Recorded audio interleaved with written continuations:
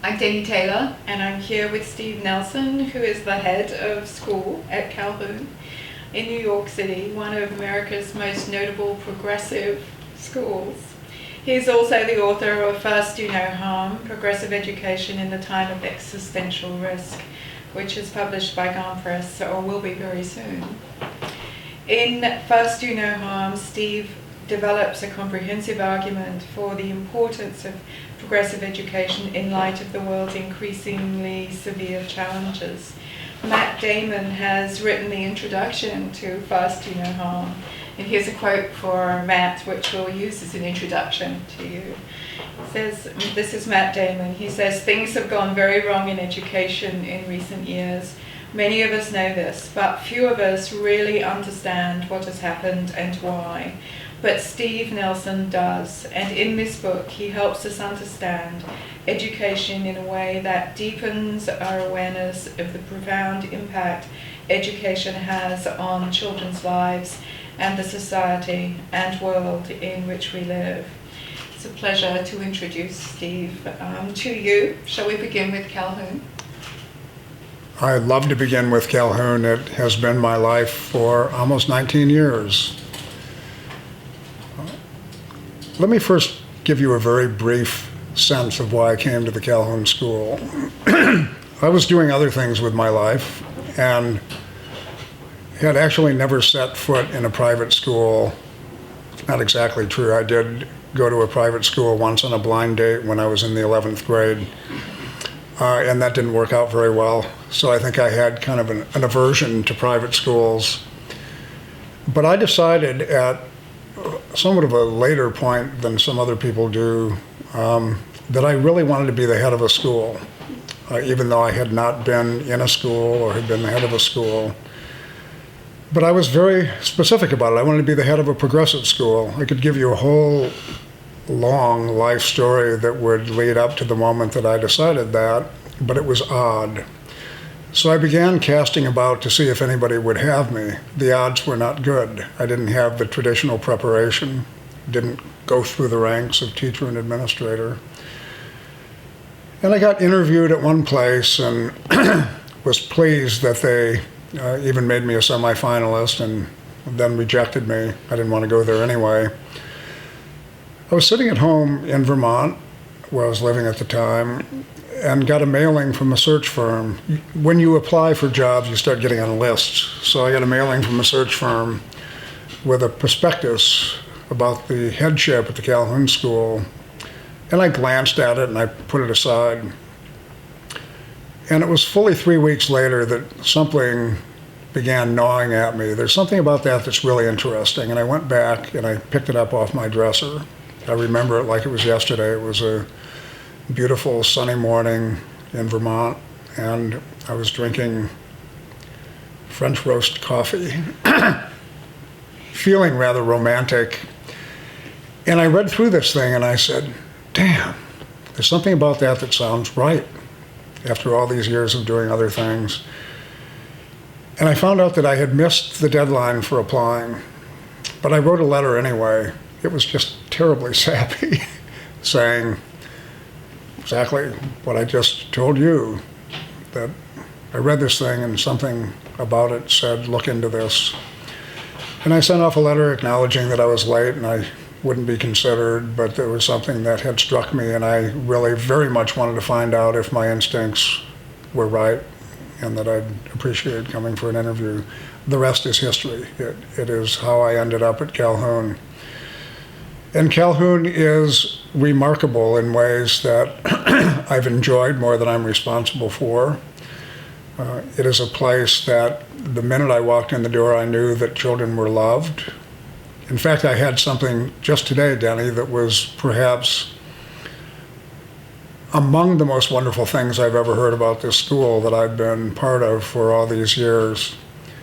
A brand new student in our preschool, having been here for 3 or 4 weeks, went home happy, as children do from a good progressive school, and talked about how he liked school.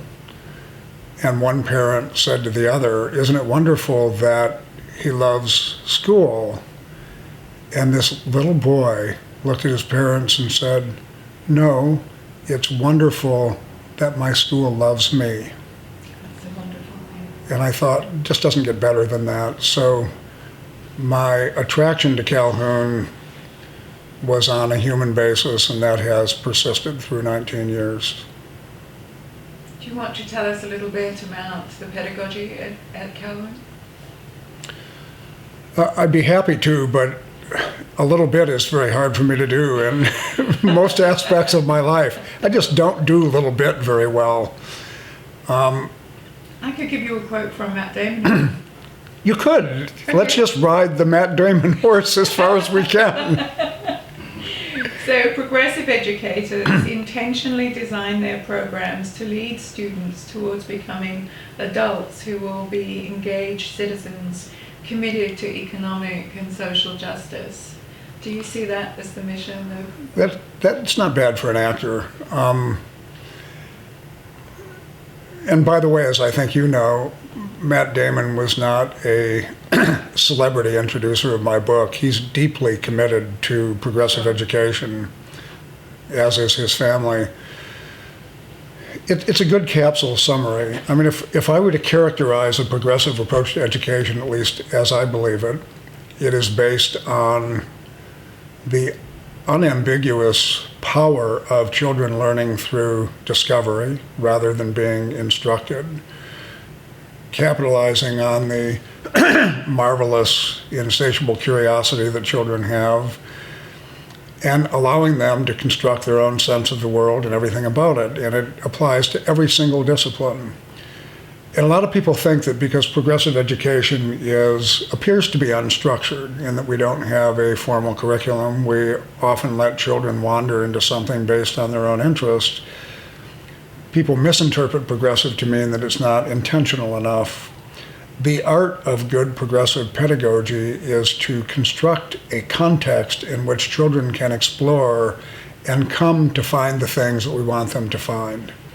That's the art of good progressive pedagogy. So we do that through project work and letting kids pick their own thing to explore and discover.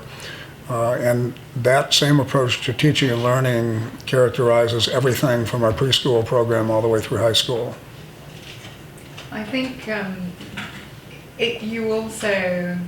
it's not just the idea of social justice that is important at Calhoun, it is that you act upon that ideal in that the school has a very diverse population.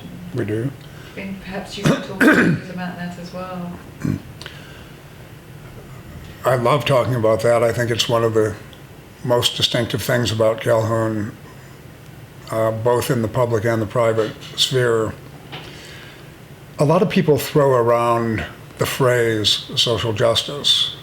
I suppose it's better than throwing around some other phrases, but in and of itself, it doesn't mean a lot.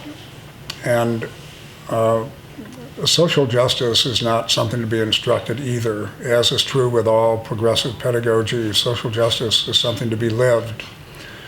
And through living it, I think our students develop a deep understanding of equity and inclusion and diversity. When I talk about diversity to families who might want to come to Calhoun, I make a very specific distinction. It may be overgeneralizing and it might not be fair to everyone else, but I think it's by and large true. And that is that diversity in most places rests mostly on the surface. So schools, organizations of other kind, businesses as well, celebrate diversity by making sure that they have a very colorful photo on the front of their brochure or their annual statement. That in and of itself is not terrible. Certainly if you gather people together of different races and backgrounds and interests, you're not doing a horrible thing. But the unspoken aspect of that approach to diversity is that we will invite you in because you're brown or because you are not wealthy, but you're expected to conform to our institutional norms. Many schools all over the country have a diverse group of students, but it is with that unspoken expectation that now you'll come here and be like us. we start in a completely different place, and we understand that our responsibility is to create a diverse community on the basis of our obligation to embrace who they are, what their life is, what their culture is, rather than expecting that they conform to ours. So we are constantly changing our institution to respond to the students we've invited to be part of it. And I think that's different in a very important way. Do you think that it's possible? I hear all the time